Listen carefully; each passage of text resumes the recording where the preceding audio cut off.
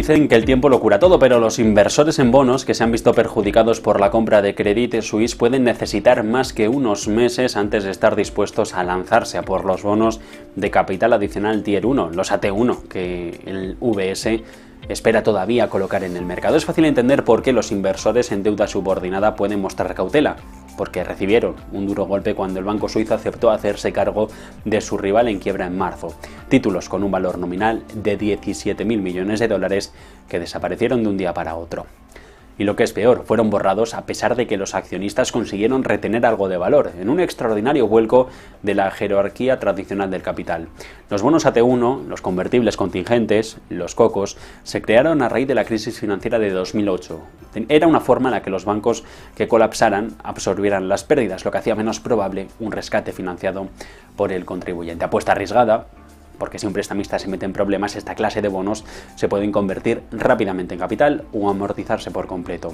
Son de mayor riesgo y por eso ofrecen un mayor rendimiento que la mayoría de los emitidos con calificaciones crediticias similares, lo que los hace populares, sobre todo entre los que tienen dinero, los clientes institucionales. Por lo general, los tenedores de bonos, en el orden jerárquico, están arriba.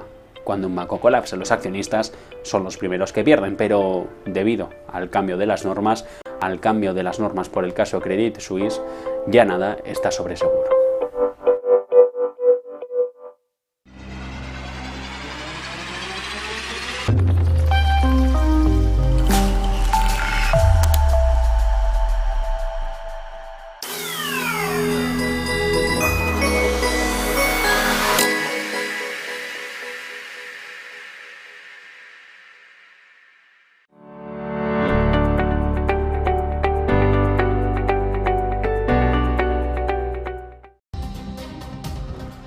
Muy buenas tardes, bienvenidos de nuevo a Negocios Televisión. Llega un día más el repaso informativo, el repaso de todas las noticias de todas las últimas horas y de toda la actualidad, poniendo el foco un día más en el conflicto de Israel. Ojo, porque el portavoz del ejército israelí, Avichai Adrae, ha dicho hace apenas unos minutos que las fuerzas israelíes han lanzado otro ataque terrestre contra Hamas y el resto de organizaciones en la franja de Gaza. Han anunciado el inicio de un ataque terrestre total contra Gaza. Ha dicho, en este caso, Adrae, que el comandante de la región sur de las fuerzas terrestres que operan en la franja de Gaza ha emitido una orden que incluía un énfasis en lograr la victoria sobre Hamas sin importar cuánto durarán los combates y sin importar cuán difíciles serán. Ha dicho que el ejército israelí va a luchar en callejones, túneles y donde sea necesario hasta que Hamas sea eliminado.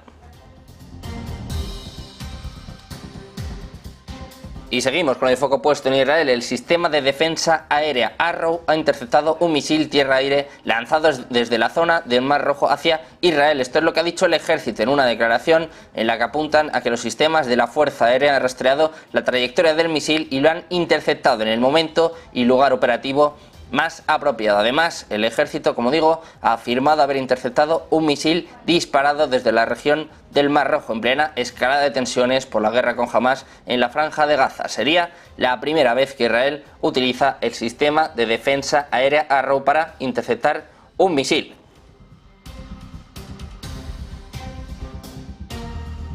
De Israel nos vamos hacia Ucrania. El presidente ucraniano Volodymyr Zelensky se siente traicionado por sus partidarios occidentales, que según él le han negado el apoyo y la atención a los que está acostumbrado. Esto es lo que dicen sus asesores en una entrevista con la revista Times. Según este informe, el círculo del presidente lo considera delirante y considera además imposible ganar el conflicto con Rusia. Apuntan, en este caso, según de hecho escribe la revista Time, citando a un miembro del equipo de Zelensky, que este se siente traicionado por sus aliados occidentales, que le están dejando sin los medios para ganar la guerra y que solo tienen los medios para sobrevivir.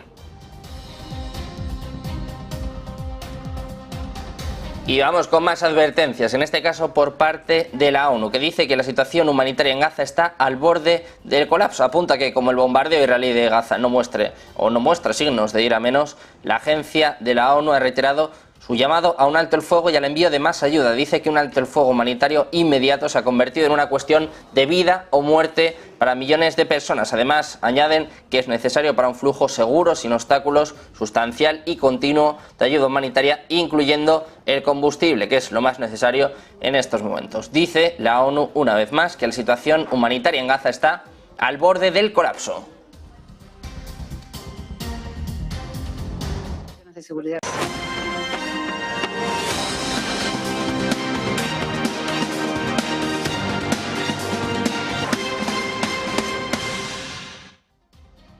Bienvenidos de nuevo a Negocios Televisión, bienvenidos a repaso informativo de las noticias más importantes del día de hoy, poniendo el foco en el conflicto de Israel que sigue escalando, con Israel que ha anunciado el inicio de un ataque terrestre total contra Gaza. Ha sido el portavoz del ejército israelí, Avichai Adra, el que ha dicho que las fuerzas israelíes han lanzado otro ataque terrestre contra Hamás y el resto de organizaciones en la franja de Gaza. Además, ha dicho que las fuerzas terrestres que operan en la franja de Gaza han emitido una orden que incluye un énfasis en lograr la victoria sobre Hamás sin importar cuánto durarán los ataques y sin importar lo difíciles que estos puedan llegar a ser. Ha dicho que el ejército israelí va a luchar en callejones, túneles y donde sea necesario hasta que Hamás sea eliminado. De hecho, el ejército israelí ha anunciado en el día de hoy que sus fuerzas han atacado unos 300 objetivos durante el último día en su operación militar en la franja de Gaza, incluidos los ejes de sitios de lanzamiento de misiles y antitanques, corredores de túneles y complejos militares del movimiento de Hamás.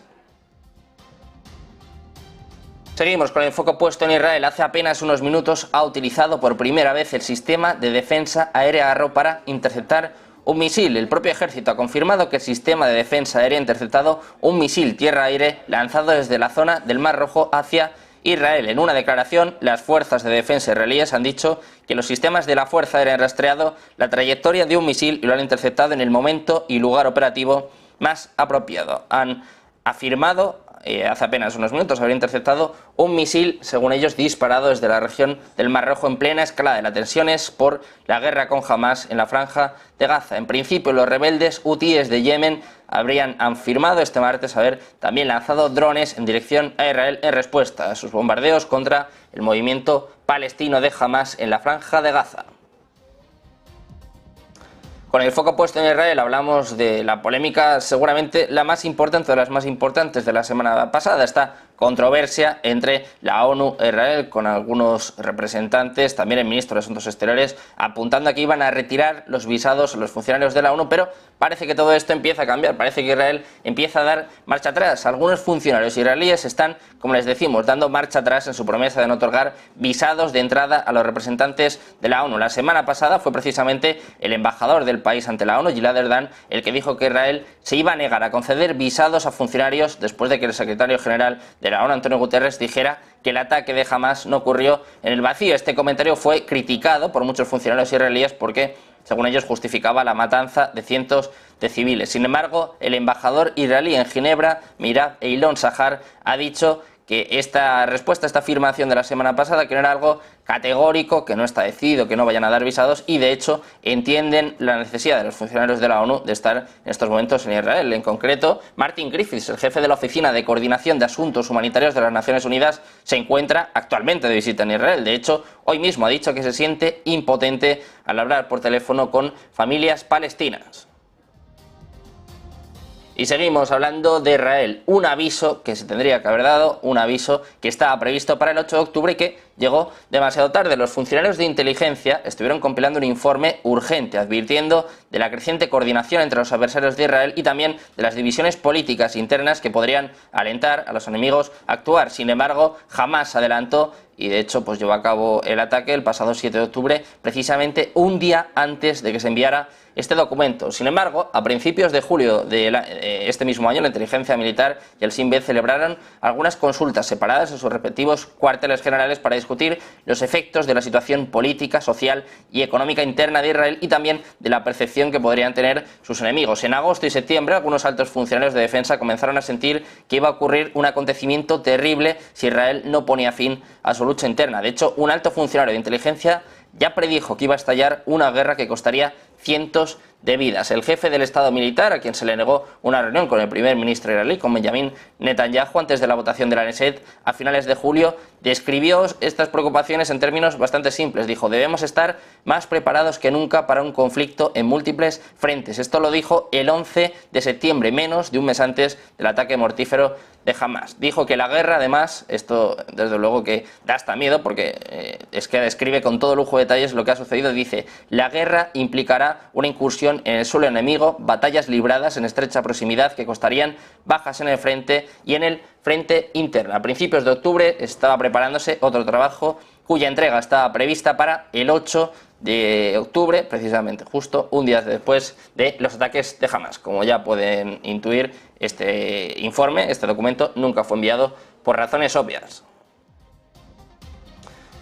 Y seguimos poniendo el foco en Israel, en este caso en su primer ministro, Benjamín Netanyahu, cada vez más discutido. Se ha visto recientemente sometido a una intensa presión, tanto por parte de los ciudadanos como por parte de los servicios militares y la seguridad después del ataque lanzado por Hamas hace semanas. De hecho, una encuesta de opinión realizada hace apenas unos días muestra que el 80% de los israelíes cree que Netanyahu debería ser considerado responsable de los ataques que provocaron la muerte de más de 1.400 personas y la toma de más de 200 rehenes por parte de Hamas. Según la cadena británica Sky News, Netanyahu ya no goza del apoyo de muchos en el establishment de seguridad, lo que indica también que inevitablemente van a empezar a llegar algunos pedidos de su dimisión. También se cree que Netanyahu está perdiendo gradualmente el apoyo mundial debido al método extremista seguido por Israel como represalia. A nivel interno, esta encuesta también revela que el apoyo local también está disminuyendo, dado que pocas personas confían en la capacidad de Netanyahu para llevar a su país a un lugar seguro después del ataque de Hamas del pasado 7 de octubre. Un ataque que, como no puede ser de otra forma, es un conflicto pues, que está empezando a causar bajas, está empezando a costar, desde luego, un precio bastante alto a Israel. De hecho, los intensos enfrentamientos que se están registrando en el día de hoy entre fuerzas terrestres israelíes y milicianos de las brigadas de Al-Qassam, según palabras del portavoz de las fuerzas de defensa israelíes, según palabras de Daniel Hagari, dice que en estos momentos hay soldados que están luchando feroces batallas cuerpo a cuerpo donde están eliminando a terroristas en Gaza. Ojo, porque el propio Hagari admite que este tipo de combate pone en peligro a sus fuerzas y que además supone un alto precio. Dice que es compleja, pero crítica, y además está pidiendo tanto resiliencia como paciencia. En las últimas horas, como les hemos contado, las tropas israelíes han atacado unos 300 objetivos en la franja de Gaza, incluyendo complejos militares subterráneos del grupo islamista de Hamas, cuyos efectivos han respondido con misiles antitanques y con ametralladoras. Pendientes también de los ataques a bases en Estados Unidos. 2 aviones no tripulados armados han atacado de nuevo la base aérea iraquí de Ain al-Assad, que alberga fuerzas estadounidenses y otras fuerzas internacionales en el oeste de Irak. Esto es lo que apuntan algunas fuentes de seguridad y una fuente gubernamental. El ataque ocurrido a primera hora del día de hoy a priori no ha causado ni víctimas ni daños. Sin embargo, como les contamos, se está registrando un aumento de los ataques contra las fuerzas estadounidenses desde que estalló el conflicto en Israel el 7 de octubre. Grupos armados iraquíes alineados con Irán están amenazando con atacar los intereses estadounidenses con misiles y aviones no tripulados, y Washington interviene para apoyar a Israel. De hecho, un grupo llamado Resistencia Islámica en Irak respaldó el ataque del día de hoy. Ayer se dispararon también 4 cohetes Katyusha contra la base aérea iraquí de Ain al-Assad, pero tampoco está claro si los ataques causaron daños o víctimas. La respuesta de Estados Unidos ha incluido el traslado de 2 grupos de ataque con portaaviones y un grupo anfibio preparado con una unidad expedicionaria de la Marina embarcada al Mediterráneo Oriental y la colocación de 2.000 soldados bajo órdenes de preparación para el despliegue las 24 horas del día.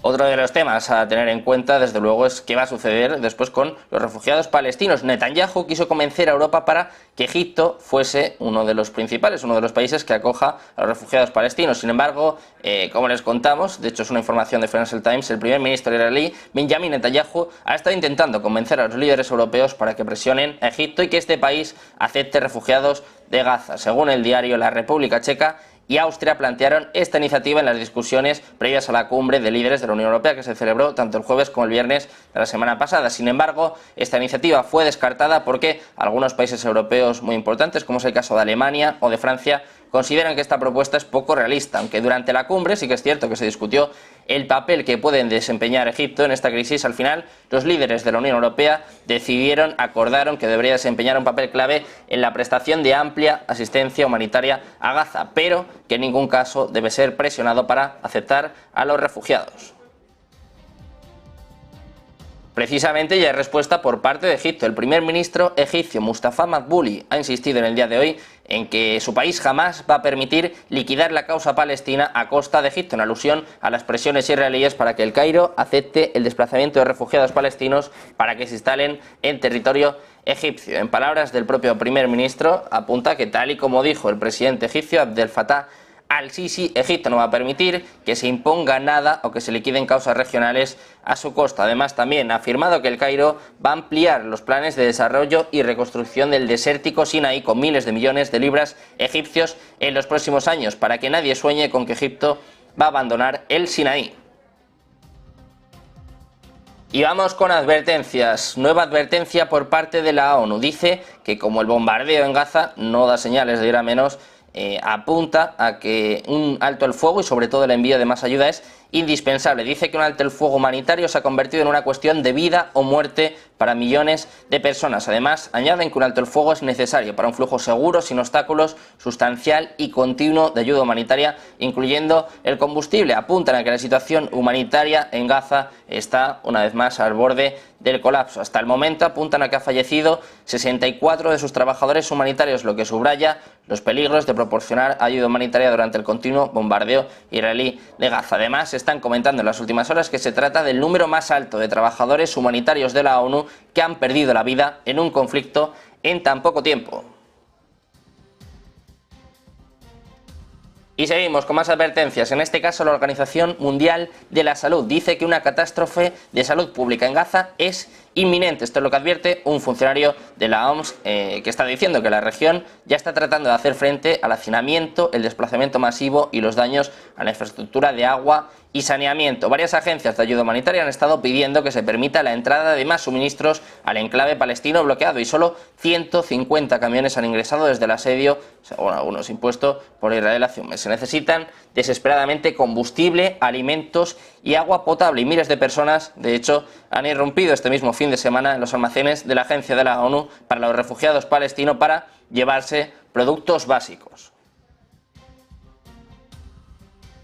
Hablamos también de Rusia. En este caso, Israel está advirtiendo a los ciudadanos que están en Rusia en estos momentos a que no viajen a las zonas musulmanas de Rusia después de los disturbios que tuvieron lugar en el aeropuerto el pasado domingo. Este anuncio está pidiendo a todos los israelíes de estas zonas que se marchen lo antes posible después de los disturbios que tuvieron lugar el pasado domingo en el aeropuerto Machakla Uitas en Dagestán. El Ministerio de Asuntos Exteriores y el Consejo de Seguridad Nacional de Israel han advertido a los ciudadanos que no viajen a varias repúblicas y regiones rusas en el Cáucaso. De hecho, como les decimos, este anuncio está pidiendo a todos los israelíes de esas zonas que se marchen lo antes posible. El Consejo ha elevado el nivel de amenaza a 4, el nivel más alto para algunas repúblicas rusas. Enseguida volvemos con más noticias, más últimas horas, más información. Enseguida estamos de vuelta aquí en Negocios Televisión.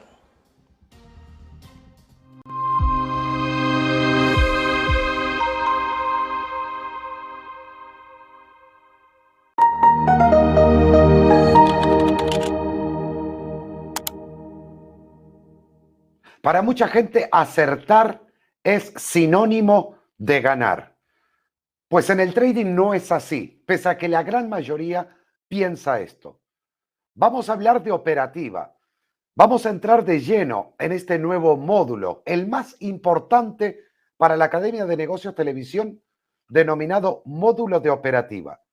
Vas a descubrir cosas que ni te imaginabas que fueran a ser de esa forma. Descubrirás que por más que analices y aciertes lo que un precio de cotización puede hacer, no va a ser una garantía para que tu cuenta pueda crecer o tu dinero. Comenzarás a entender que te va a dar igual si un precio de cotización, sea de lo que sea, sube o baja. Simplemente vas a poder contar con las herramientas fundamentales para que esa operativa, esa inversión, te lleve con un alto grado de probabilidad quizás al éxito. Aprenderás a gestionar el capital, el riesgo y, lo más importante, tu comportamiento, tus emociones. Porque si no dominas estas tres cosas, da igual lo que hagas, da igual lo que aprendas, nunca llegarás a esa meta que te habías propuesto. Sé parte de la Academia de Negocios Televisión. Sé parte de este nuevo módulo denominado operativa, el módulo más importante de toda la academia, porque seguramente descubrirás algo que hasta ahora nunca habías visto antes. Te esperamos en la Academia de Negocios Televisión.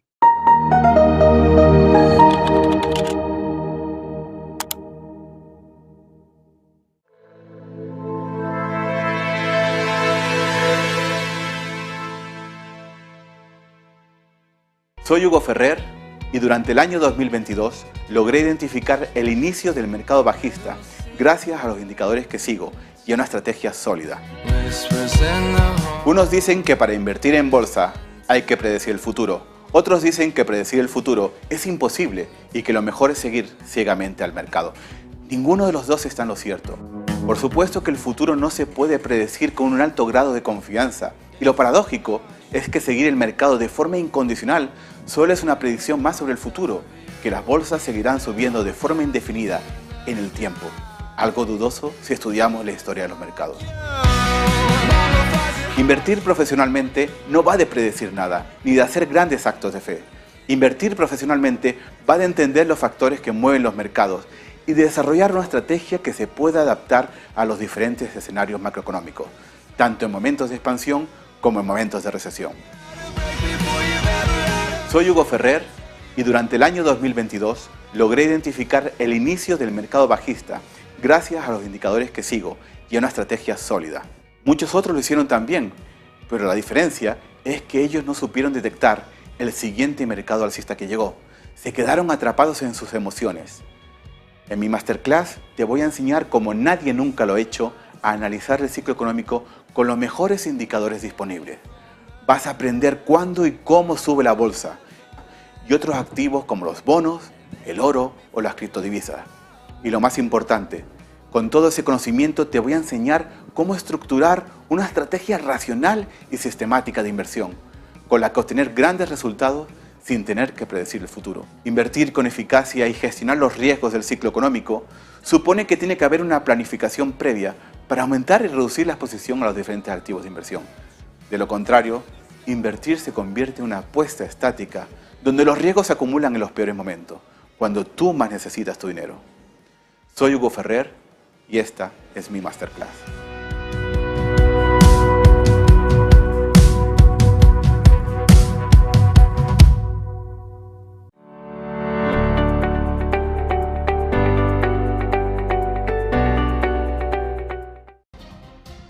Ya estamos de vuelta en Negocios Televisión, pendientes de todas las últimas horas, de toda la actualidad, pendientes también de los ataques hacia Israel que están teniendo lugar en los últimos minutos. Un grupo militante de Yemen ha afirmado que ha lanzado una gran cantidad de misiles balísticos hacia Israel. Como les decimos, el grupo militante Houthi de Yemen ha afirmado haber lanzado una gran cantidad de misiles balísticos y drones hacia Israel. Precisamente les estábamos hablando en los últimos minutos cómo el sistema de defensa aéreo Arrow había interceptado un misil por primera vez desde que comenzase el conflicto el pasado 7 de octubre, pues ha sido un grupo militante Houthi de Yemen el que está reclamando estos ataques. Dicen que es el tercer ataque contra el país y además un portavoz del grupo advierte: hay más por venir. Irán, que respalda a Hamas, es ampliamente acusado de apoyar a los hutíes, que es un movimiento que ha estado luchando contra el gobierno de mayoría sunita de Yemen desde 2004. Muchos países, incluido Estados Unidos, han expresado una creciente preocupación de que la escalada de la guerra desencadene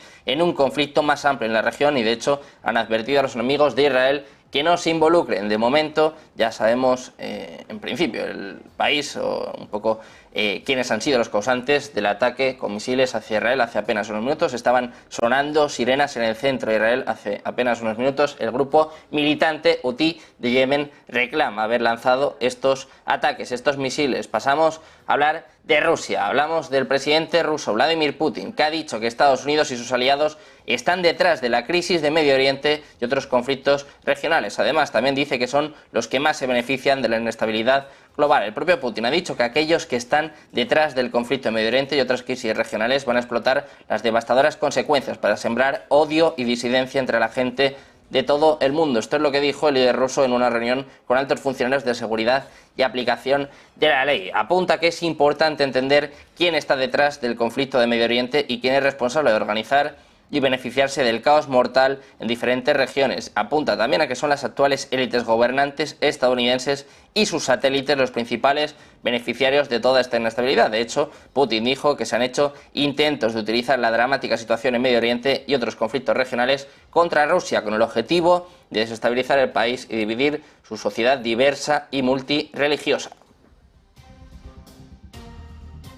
Y de Rusia pasamos a Ucrania. El presidente ucraniano Volodymyr Zelensky, que se siente traicionado por sus partidarios occidentales, que según apuntas le ha negado el apoyo y la atención a los que está acostumbrado. Esto es lo que han dicho sus asesores a la revista Time. Según este informe, que fue publicado hace apenas unas horas, el círculo del presidente considera que este sentimiento por parte de Zelensky es delirante y además considera imposible ganar el conflicto con Rusia. Zelensky y sus asesores hablaron con la revista estadounidense después de que el presidente ucraniano visitara Washington el mes pasado, a diferencia de la bienvenida de héroe que recibió en diciembre del año pasado. En esta visita más reciente se le preguntó a Zelensky sobre la corrupción en Ucrania y además se le prohibió dirigirse a los legisladores en el Capitolio. Por todo esto, según escribe Time, citando a un miembro de su equipo, Zelensky se siente traicionado por sus aliados occidentales, que según él le han dejado sin medios para ganar la guerra y que tiene únicamente los medios para sobrevivir. Apunta el propio Zelensky, dice que lo más aterrador es que una parte del mundo se ha acostumbrado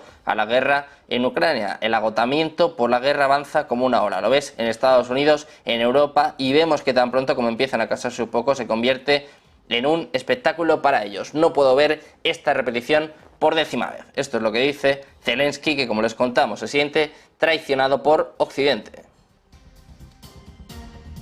Precisamente, seguimos hablando de Zelensky. Una encuesta publicada por The Economist y YouGov encontró que el 50% de los adultos estadounidenses tienen una opinión favorable del presidente ucraniano, de Volodymyr Zelensky. Para que se hagan una idea, esta misma encuesta muestra que solo el 42% de los estadounidenses tienen una opinión favorable, tanto por el presidente Joe Biden como por el expresidente Donald Trump. Además, el líder ucraniano también tuvo un porcentaje menor de personas que lo veían desfavorablemente, en torno al 24%. Para que se hagan una idea, Biden tiene un 55% y Trump un 54%. Esta encuesta además se produce mientras algunos analistas, así como algunos funcionarios electos tanto de Kiev como de Estados Unidos, están advirtiendo sobre una creciente fatiga entre el público estadounidense por la guerra en Ucrania. De hecho, la cantidad de ayuda que se va a proporcionar a Zelensky para sus fuerzas para defender el país también se ha convertido en un importante tema de conversación política en el Congreso, y un número creciente de legisladores conservadores se oponen a darle más apoyo a Kiev. A pesar de todo esto, a pesar de que, como les contábamos, el propio Zelensky se siente traicionado por Occidente,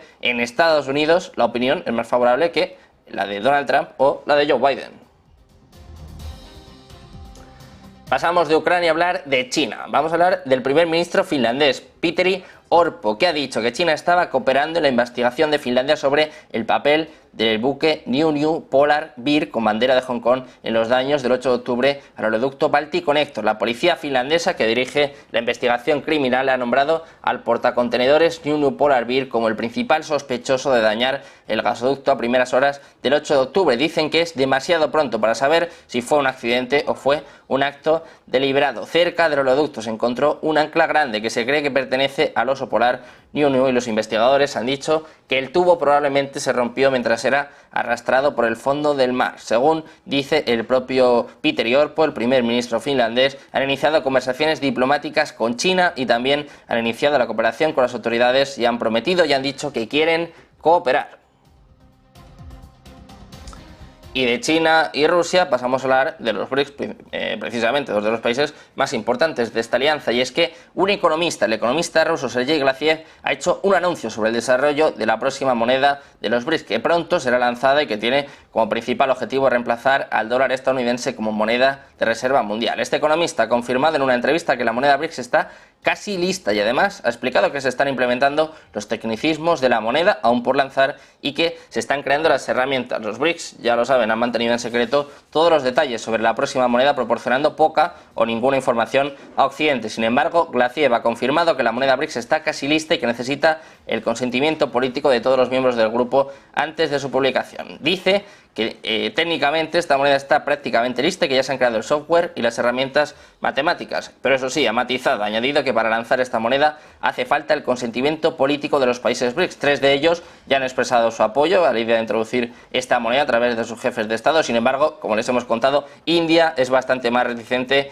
en esta cuestión. Sin embargo, de momento no se ha especificado una fecha orientativa sobre cuándo se podría lanzar esta moneda, pero según los informes, la nueva moneda podría ser lanzada durante la próxima cumbre en Rusia. Hasta entonces, la alianza puede seguir afinando la moneda, creando la infraestructura adecuada y el apoyo para su lanzamiento. Y de los BRICS volvemos a hablar de China. Los usuarios en línea, los usuarios online en China han informado que los gigantes tecnológicos locales Baidu y Alibaba han eliminado el nombre de Israel de sus principales mapas digitales en línea desde el estallido de la guerra contra Hamas. Según Wall Street Journal, los mapas online en idioma chino de Baidu demarcan las fronteras internacionales reconocidas de Israel, así como los territorios palestinos, además de ciudades clave, pero no identifican claramente el país por su nombre. Este informe apunta a que el nombre de Israel también ha desaparecido de los mapas en línea producidos por AMAP de Alibaba, donde están marcados incluso países pequeños como Luxemburgo. De momento, ninguna de las dos empresas han respondido a las preguntas sobre esta cuestión. De China pasamos a Estados Unidos. La Casa Blanca, que cree que un alto el fuego no es la respuesta a los combates entre Israel y Hamas, y además está acusando a los terroristas islamistas de bloquear la salida de civiles por el cruce de Rafah. El portavoz del Consejo de Seguridad Nacional de la Casa Blanca, John Kirby, ha justificado así la decisión de Estados Unidos de votar en contra de la resolución de la ONU que pedía pausas humanitarias. Ante los medios ha defendido que, según su análisis, un alto al fuego solo beneficiaría a los terroristas de Hamas. Se espera, además, según el propio Kirby, que Estados Unidos apoye pausas humanitarias temporales y localizadas para recibir ayuda y sacar a la gente, pero al mismo tiempo ha denunciado que Hamas seguía bloqueando la salida de ciudadanos extranjeros por el cruce de Rafah entre Egipto y Gaza. Y seguimos hablando de Estados Unidos, que ha elevado su apoyo a Israel. El grupo de ataque de portaaviones US Eisenhower ha llegado al Mediterráneo. Como les decimos, este grupo de ataque del portaaviones de la Armada de Estados Unidos ha llegado al mar Mediterráneo en la ruta hacia el área de responsabilidad del Comando Central de los Estados Unidos. El secretario de Defensa, Lloyd Austin, ha ordenado el despliegue del grupo de ataque de portaaviones para apoyar la seguridad israelí y disuadir nuevas agresiones en todo Oriente Medio. Se suma de esta forma el portaaviones US Gerald Ford de la Marina de los Estados Unidos, que ya se encuentra en esta región. El contraalmirante de la Marina responsable ha explicado que la llegada al Mediterráneo garantiza a sus aliados y a sus socios que están comprometidos a garantizar la seguridad y el bienestar. Y además dice que junto con el Gerald Ford demuestra el poder de combate y las competencias de las fuerzas desplegadas por parte de la Marina estadounidense. Y seguimos con más noticias hablando de Estados Unidos. Estamos pendientes de los bancos centrales, pendientes de la Reserva Federal, una decisión que se avecina, va a llegar precisamente mañana, cuando se espera que el Banco Central mantenga su tasa de interés de referencia en el mismo nivel, dado que las crecientes tasas de interés son el principal culpable de esta corrección del mercado de valores. Los inversores esperan que la Reserva Federal dé señales de que podría terminar con sus aumentos de tasas. Los operadores esperan que la Reserva Federal termine de subir los tipos, al menos por lo que queda de año, al menos por lo que queda de 2023. Y de Estados Unidos pasamos a China. La actividad fabril se contrae inesperadamente en el mes de octubre. La actividad manufacturera de China se ha contraído inesperadamente. La lectura del PMI ha arrojado un jarro de agua fría y además ha enfriado las expectativas de recuperación, lo que pone de relieve que los estímulos puestos en marcha por Pekín no están siendo suficientes. El manufacturero ha caído inesperadamente, mientras que el no manufacturero también retrocede, mientras los servicios y la construcción se desaceleran. Los indicadores recientes apuntaban señales alentadoras de estabilización en la segunda economía más grande del mundo, respaldadas por una serie de medidas de apoyo político, aunque la crisis inmobiliaria prolongada y una débil demanda global siguen siendo importantes obstáculos. Enseguida seguimos con más noticias, más últimas horas, pendientes de los directos. Enseguida volvemos también con más análisis aquí en Negocios Televisión.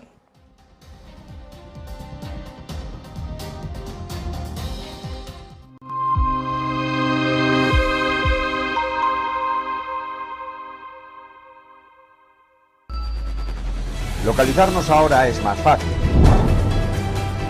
La economía a tu alcance. empresas, inversiones, tecnología. Ya en la app de Movistar. Vive la economía. Negocios Televisión.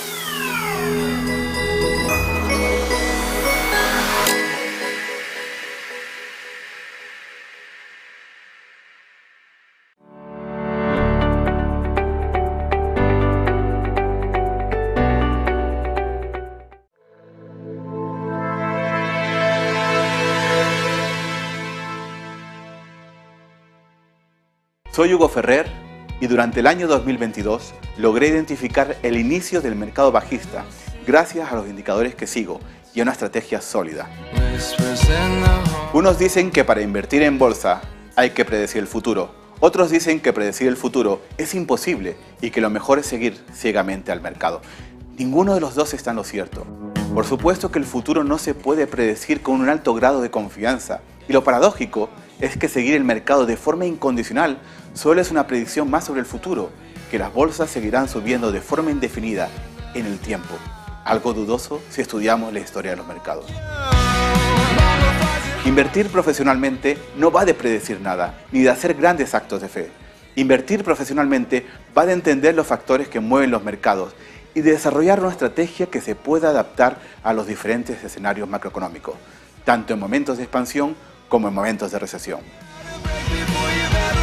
Soy Hugo Ferrer y durante el año 2022 logré identificar el inicio del mercado bajista gracias a los indicadores que sigo y a una estrategia sólida. Muchos otros lo hicieron también, pero la diferencia es que ellos no supieron detectar el siguiente mercado alcista que llegó. Se quedaron atrapados en sus emociones. En mi masterclass te voy a enseñar, como nadie nunca lo ha hecho, a analizar el ciclo económico con los mejores indicadores disponibles. Vas a aprender cuándo y cómo sube la bolsa y otros activos como los bonos, el oro o las criptodivisas. Y lo más importante, con todo ese conocimiento te voy a enseñar cómo estructurar una estrategia racional y sistemática de inversión, con la que obtener grandes resultados sin tener que predecir el futuro. Invertir con eficacia y gestionar los riesgos del ciclo económico supone que tiene que haber una planificación previa para aumentar y reducir la exposición a los diferentes activos de inversión. De lo contrario, invertir se convierte en una apuesta estática donde los riesgos se acumulan en los peores momentos, cuando tú más necesitas tu dinero. Soy Hugo Ferrer y esta es mi masterclass.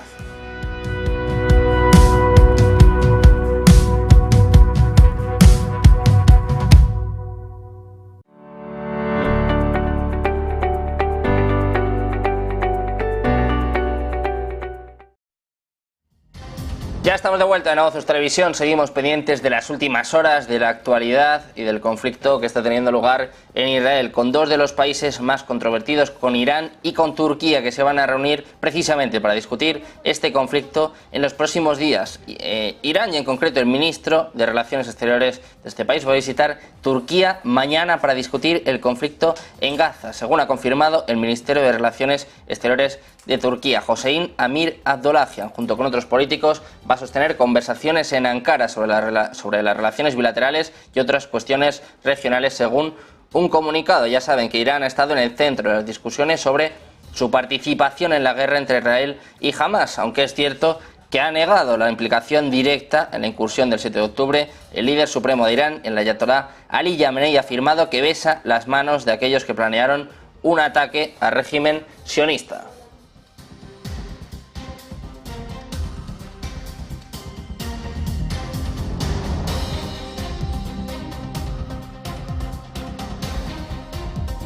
Pendientes también de todos los resultados de las empresas, de las tecnológicas, vamos a hablar de Tesla, que ha caído un 5% por la advertencia sobre la batería de Panasonic. Como les contamos, las acciones de Tesla cayeron ayer cerca de un 5% para cerrar la zona de los $197,36 después de que las actualizaciones de Panasonic, su antiguo socio y proveedor de celdas de batería, hayan avivado una vez más las preocupaciones sobre la lenta demanda de vehículos eléctricos, en concreto sobre los de mayor precio, que pueden no calificar para exenciones fiscales u otros incentivos de programas gubernamentales dentro y fuera de los Estados Unidos. Las células Panasonic se han utilizado en el modelo más antiguo y de mayor precio de Tesla.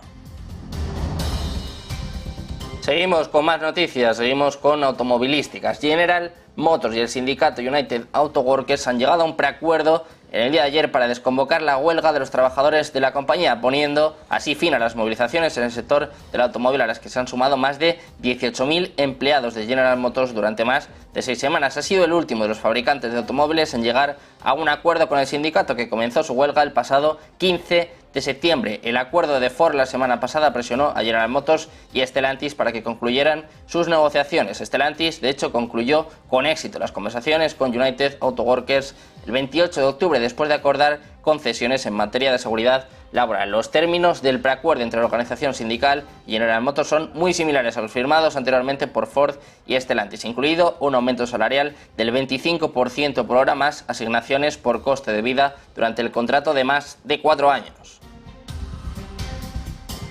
Y vamos con más noticias de empresas. Hablamos de Telefónica. El grupo Saudi Telecom Company ha comunicado al gobierno su intención de mantener su actual 4,9% del capital de Telefónica y de renunciar a convertir en acciones con derecho a voto el 5% que ahora atesora en sus derivados. Según ha confirmado el economista, el grupo saudí prevé zanjar la controversia con respecto a su presencia en el seno de una compañía considerada por el Ejecutivo en funciones como la empresa más estratégica del país. Con este giro en la situación, el grupo saudí pretende reforzar las relaciones que mantiene con España sin poner a prueba al gobierno de Pedro Sánchez.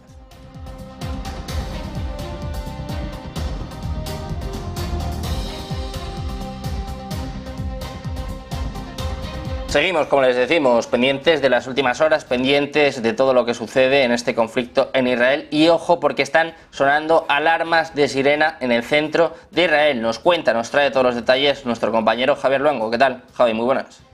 Sí, ¿qué tal, Sergio? Muy buenas tardes. Se está dando cuenta de ello en varios medios israelíes. La capital está empezando a también vivir jornadas de cierto asedio tras las incursiones en Gaza de las Fuerzas Armadas que dirige Benjamin Netanyahu, y parece que las alarmas empiezan a sonar. Lo han hecho en los últimos minutos en la región de Tel Aviv y incluido en algunos puntos de la capital de Israel, en este contexto en el que se acentúa esa ofensiva contra la franja de Gaza. De momento, las alarmas están sonando en la región de Tel Aviv, pero además también, y según informan medios israelíes, lo estarían haciendo en la llanura de Sharon. Es la región limítrofe con en la zona norte con el Líbano, y si miramos hacia la zona este con Cisjordania. Momento de tensiones también, cuando Cisjordania precisamente es otro de los focos de tensión en este conflicto, por otro frente que se le podría abrir al gobierno de Israel tras los enfrentamientos que se viven en Gaza con motivo de los ataques lanzados por Hamas el pasado 7 de octubre, pero además en el Líbano por las ofensivas de las milicias de Hezbollah, esto en la zona norte de Israel. De momento las alarmas suenan, como decíamos, en el centro del país, en la región de la capital de Tel Aviv y en la llanura de Shannon, una zona limítrofe con Cisjordania. Pues muchas gracias, Javi, por esta última hora, pendientes de todo lo que sucede en este conflicto en Oriente Medio. Llega el momento del análisis, llega el momento pues de poner un poco de luz después de todas estas noticias, saber cómo está afectando a los mercados.